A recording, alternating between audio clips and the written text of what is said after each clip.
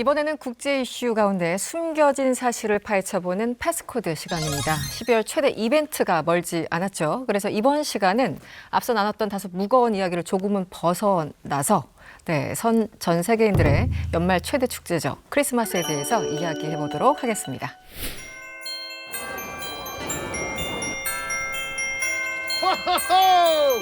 메리 크리스마스!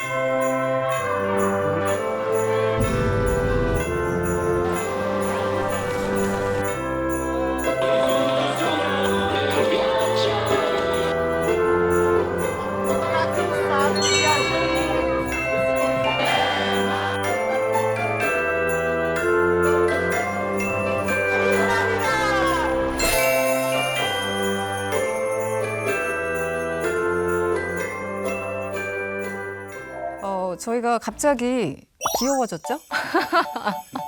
순간적으로 귀여워져서 여러분들 당황하시는 분들도 계실 테고. 치사량의 귀여움. 네, 정말 치명적인 귀여움들이 여기 한 자리 모이지 않았습니까? 채널 돌리시면 어떡하죠? 아, 크리스마스 하면 참 여러 가지가 떠오르는데 일단 알파고 씨, 네. 뭐가 떠올라요? 저는 사실은 떠오르지는 않아요. 제가 크리스마스 뭔지를 한국에 와서 알게 됐어요.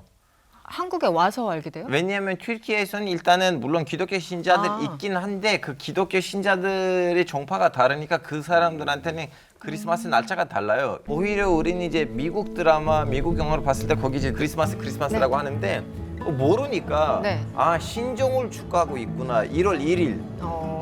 아예 아무것도 모른 채 한국에 와봤더니 뜬금없이 12월 25일 날 빨간 날이라고 왜요? 저 처음엔 좀 약간 많이 헷갈렸었어요. 뭔지도 모르고. 헐리우드 영화의 영향력이 그렇게 생각보다 크진 않았던 것 같습니다. 네, 그런 설명이 없이 드라마를 보면 의미가 없더라고요. 그렇군요. 놀랍네요. 저는 크리스마스 하면은 튀르키예가 떠올라요. 왜 그러냐면 이 알파고 씨의 고향 튀르키예에 그 산타클로스 원래 성 니콜라스에서 나왔다고 하잖아요. 그 튀르키예에 성 니콜라스 주교가 살았던 집과 그 고향이 있어요.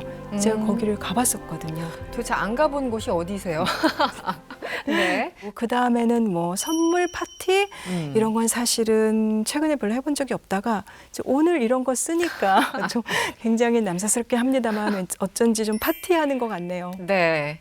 저는 사실은 그 영국 유학생이었거든요. 영국 유학생, 영국에서 지낼 때 크리스마스 날 저와 이제 친구가 한번 그 드라이브를 갔었는데요. 어떤 편의점에 들렀는데 이 편의점에서 일하고 있는 영국 그 청년이 있더라고요. 딱 그때 그 쉬지 못하고 딱 그 당번에 걸렸나 봐요. 그날. 예, 그 크리스마스 날 일하는 그 영국 청년의 그 얼굴이 그 표정이 생각나는데요. 세상 다 무너진 듯한 표정을 짓고 있더라고요.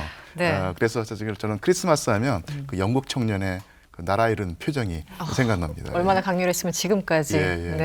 저는 교수님과 달리 프랑스에서 공부를 했었는데 방 하나에서 하숙을 하고 있었는데 집주인이 저 편지를 하나 써놨어요. 손편지? 네. 그래서 나는 감동해서 딱 열어봤는데 그게 아니고 내일 우리 가족이 식사를 해야 되니까 부엌을 쓰지 말아달라. 야박하게? 네, 그래서 우리는 이제 크리스마스가 이제 친구들 만나고 뭐 이렇게 하잖아요. 근데 유럽에서의 크리스마스는 특히 이제 프랑스 같은 카톨릭 국가잖아요. 그러니까는 우리나라식으로 하면 이제 그 설날 같은 명절이죠. 가족들끼리 보내야 되는. 가족들끼리 부엌에서 이제 뭐 맛있는 거 해 먹고 냄새는 올라오지. 저는 하루 종일 굶었어요. 그래서 배고프고 외롭고. 그래서 12월 25일 크리스마스 날 하루 종일 쫄쫄 굶었던 그 기억이 납니다. 구정훈 기자님, 이 크리스마스가 우리는 맨날 이제 친구 만나고 뭐 선물 주고받고 뭐 애인끼리 가끔 싸우고 뭐 여러 가지 에피소드들이 있을 것 같은데 이 풍습이나 뭐 문화, 우리랑 정말 다른 크리스마스를 어디선가 보내고 있다 뭐 이런 사례가 있을까요? 저는 독특한 문화들도 많지만 참 생각나는 뉴스들이 항상 크리스마스 때 있는 것 같아요.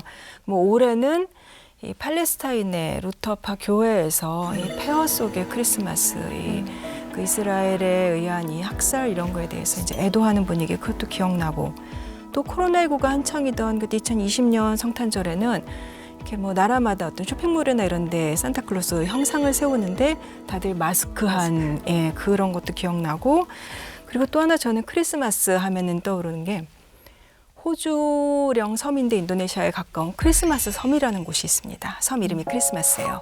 근데 거기가 이 바닷개들이 대이동을 하는 걸로 굉장히 유명해요. 근데 개들은 이동을 하는데 그 섬에 묶여있던 사람들이 있었어요. 이제 호주가 그 난민들 안 받아주려고 본섬에 발 못 디디게 하려고 이 난민들이 탄 선박이 오면은 다 그 크리스마스 섬 같은 데로 보내가지고 구금센터를 만들어서 가둬놓고 있었던 거예요. 국제사회에서 비판을 뭐 어마어마하게 많이 받았죠. 그래서 다행히도 올해는 일단 그 섬에 구금센터에 있던 사람들을 다 본섬으로 이동을 시켜서 올해 크리스마스에는 구금센터에는 아무도 없을 것 같다. 그런 뉴스를 며칠 전에 봤습니다. 그건 정말 좋은 뉴스네요. 네. 그러니까 우리나라에서는 그 가톨릭하고 개신교가 워낙 익숙하니까 12월 25일이 크리스마스인 것을 뭐 당연시 하는데 이 정교회에서는요, 그리스도교 정교회에서는 달력 차이가 있거든요. 그래서 그 세계에서는 그레고리우스력을 쓰지만 정교회에서는 그 율리우스력을 쓰는데 13일 차이가 납니다. 그래서 12월 25일이 크리스마스인데 정교 국가에서는 신년 1월 7일 날 크리스마스를 보내거든요. 분위기가 조금 차분하긴 합니다. 그런데 그 최근에 우크라이나가 러시아의 침공을 받으면서 반러시아 감정이 심해지니까 우크라이나 정교회에서 어떤 결정을 내렸냐면 이제는 러시아와 아예 관계를 끊고 서방으로 더 가깝게 다가간다는 의미에서 12월 25일을 크리스마스로 쇠라고 하는 지시가 우크라이나 그 정교회, 교회에 다 내려온 거예요. 여러 가지 여파가 있네요. 그러니까 지금도 우크라이나에서는 예전까지는 그러니까 2년 전까지만 해도 1월 7일이 크리스마스였는데 지금은 12월 25일이 크리스마스가 됐고요. 근데 러시아의 그 크리스마스를 그 서방의 크리스마스랑 비교를 하자면 한 가지가 비슷한 측면과 그 다른 점이 있는데요. 일단 산타클로스. 그 러시아 정교회에서는 산타클로스라고 하지 않고 러시아 말은 제즈 마로즈라고 하는데 이게 우리말로 옮기면은 겨울 할아버지라고 돼 있습니다. 빨간 옷이 아니라 파란 옷을 입고 다니고요. 차이점은 뭐냐면 러시아의 그 겨울 할아버지는 자기 손녀를 데리고 다녀요. 그래서 러시아 말로는 스네그로치카라고 하는데 이게 우리말로 옮기면 눈 아가씨쯤 되겠죠. 귀엽네요. 그래서 이제 그 겨울 할아버지의 그 손녀로 돼 있습니다. 아주 아리따고 그 마음씨 착한 눈 아가씨인데 절대로 사람이 사랑하면 안 된다고 합니다. 그래요? 사랑하면은 뜨거워지면 눈이 녹아서 사라지기 때문에 사랑하는 마음을 감춰두고 바라보기만 해야 한다는 뭐 이런 풍습이 있죠. 뭔가가 큰 상처를 한번 받고 그런 이야기를 뭔가 사연이 분명히 있을 겁니다. 근데 그 산타클로스의 빨간 옷 원래 그거는 그냥 코카콜라 광고에서 나온 거라고 원래는 하더라고요. 녹색이었었잖아요. 맞아요. 색깔도 우리 구정 기자님, 핀란드에 공식 산타가 있습니까? 산타 마을이요?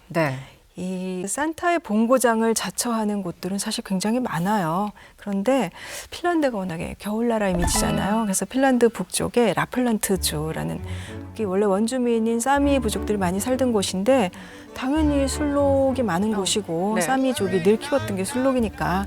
근데 여기서 실은 10여 년 전부터 우리가 여기가 진짜 산타의 마을이다 그래가지고 이 산타클로스 빌리지를 만들었어요. 그래서 공식적으로 선언을 하고 그게 그냥 많이 인기를 사실 테마파크 같은 건데 인기를 많이 끌어가지고 이게 알려지면서 이제 아이들이 또 거기에다가 로바니엠이라는 곳에 편지를 쓰면 뭐 답장도 해주고 그래서 겨울이면 관광객들이 줄을 잇는다고 하는데 그래서 해마다 산타들이 이 총회를 열어요. 연례 총회를. 산타 콩그레스라고 하는데 그거는 사실 여름에 해요. 7월 달에 보통 미리 준비해야죠. 스케줄.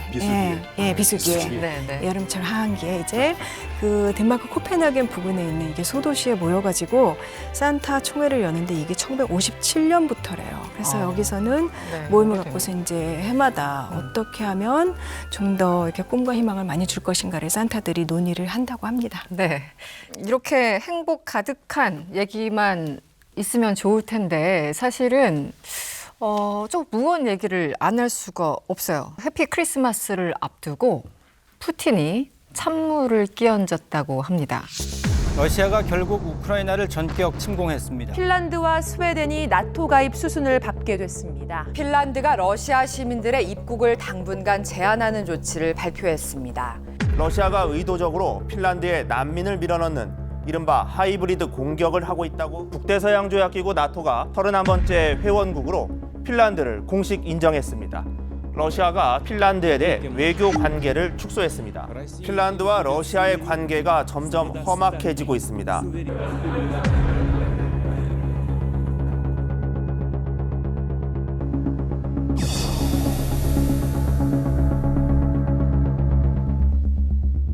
그 핀란드하고 러시아가 국경이 이게 맞붙어 있잖아요.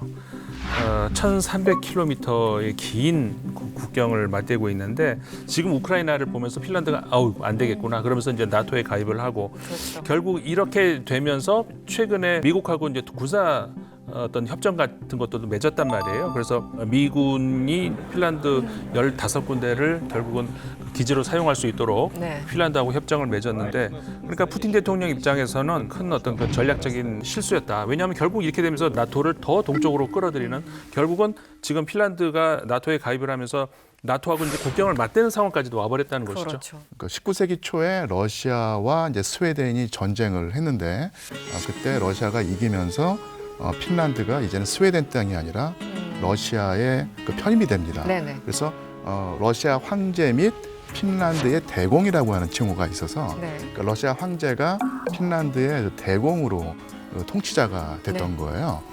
그리고 그 핀란드의 수도가 이제 헬싱키인데 헬싱키의 한가운데 그 원로원 광장이 있습니다. 네. 거기에 그 러시아 황제의 동상이 세워져 있어요. 동상이. 예, 네, 그 네. 알렉산드르 2세인데요. 보통 이제 한국 분들이 그 헬싱키에 관광을 가서 네. 그 우리나라로 치자면 서울로 치자면 이제 광화문 네. 광장일 텐데 거기에 왜 러시아 황제의 동상이 있느냐 좀 놀랄 수 있어요. 놀라면서 네. 아니 이것도 어떻게 보면 그 식민 통치자인데 이렇게 독립한 다음에 왜 이런 그 아직도 이걸 보존하고 있을까? 뭐 이런 느낌? 이걸 폭파하지 않는가 네네. 이런 식의 의문점을 푸는데 네. 사실 알렉산드르 2세가 개혁군주였습니다. 그래서 그 통치를 하고 있지만 그러니까 핀란드의 자치를 허용했죠. 그러니까 핀란드 사람들이 의회를 구성해서 네. 자치를 할 수 있게 해주고 네. 그 전까지 그 핀란드 문화가 사실은 뭐 스웨덴이나 뭐 이런 데서 사실은 억압을 당했었는데 알렉산드르 2세는 여러 가지 문화를 누릴 수 있게 많이 그 자율권을 부여했죠. 네. 그래서 상당히 그 알렉산드르 2세에 대한 기억이 좋았습니다. 그래서 지금까지 남아 있는 것이고요. 네, 또 하나 이제 격변이 그 제1차 세계대전이 일어나면서 러시아가 결국은 그 중압을 이기지 못해서 1917년에 러시아 혁명이 일어나죠. 네. 그리고 이제 권력을 잡는 사람이 바로 볼셰비키 당의 레닌일 텐데 레닌이 내세웠던 중요한 이념 중에 하나가 바로 민족 자결주의입니다. 그러니까 소수민족의 어떤 운명은 주변 열강이 아니라 그 나라 그 민족이 결정하게 하자. 네. 결국은 뭐 현실적이고도 이념적인 문제로 결국 그 혁명 러시아가 두 나라에게 독립을 허용합니다. 하나가 폴란드였고요.